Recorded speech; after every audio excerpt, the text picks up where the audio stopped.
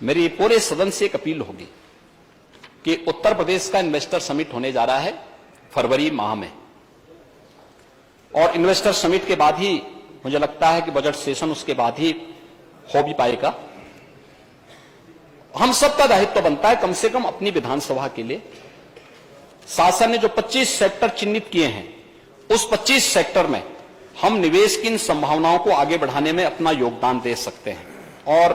बहुत अच्छा इसमें आपकी स्वयं की छवि भी इसमें बनेगी और आपको भी इस 25 सेक्टर से जुड़े हुए जो महत्वपूर्ण कार्य होंगे, जिसमें हम लोगों ने डिफेंस बाय एरोस्पेस का, इलेक्ट्रॉनिक्स, विनिर्माण नीति, नागरिक उड्डयन की नीति, एमआरओ नीति, इलेक्ट्रिक व्हीकल की जो हमारी पॉलिसी है, वेयर हाउसिंग और लॉजिस्टिक नीति, फार्मा की नीति, आईटी, डाटा सेंटर, सौर ऊर्जा, कृषि, एक्सपोर्ट की, खाद्य प्रसंस्करण, स्टार्टअप, बायो एनर्जी, हैंडलूम और वस्त्र नीति, पर्यटन नीति, हमारी इंटीग्रेटेड टाउनशिप की पॉलिसी है, फिल्म नीति है, एमएसएमई की नीति है। यानी इन सभी को लेकर के अगर आप देखेंगे, औद्योगिक विकास और रोजगार से संबंधित नीति, ये 25 अलग अलग सेक्टर से जुड़ी हुई पॉलिसी के अंतर्गत एक पर्याप्त लैंड बैंक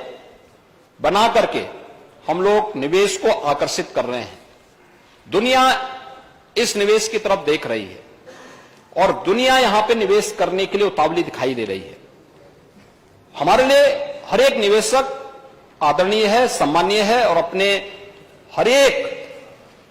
इन्वेस्टर पार्टनर को यहां पे सुरक्षा और हर प्रकार की सुविधा देना ये हमारा दायित्व है। हम उसको पूरी प्रतिबद्धता के साथ करेंगे। लेकिन हमारे लिए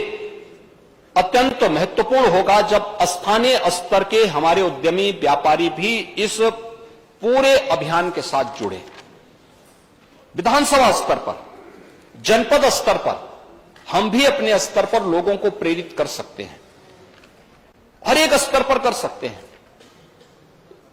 अच्छे विश्वविद्यालय बन सकते हैं, कोई जनपद एजुकेशन का हब बन सकता है, कोई जनपद उत्तर प्रदेश के अंदर मेडिकल का हब बन सकता है।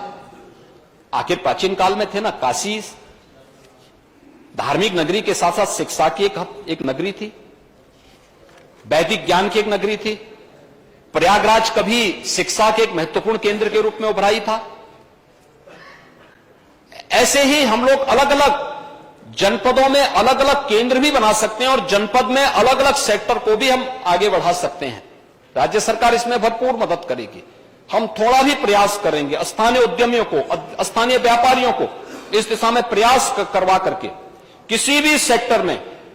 वहां निवेश करना चाहेगा, सरकार इन सबको उनके साथ जोड़ने के लिए तत्पर है। और सरकार के द्वारा जो लेट लफीती होती थी,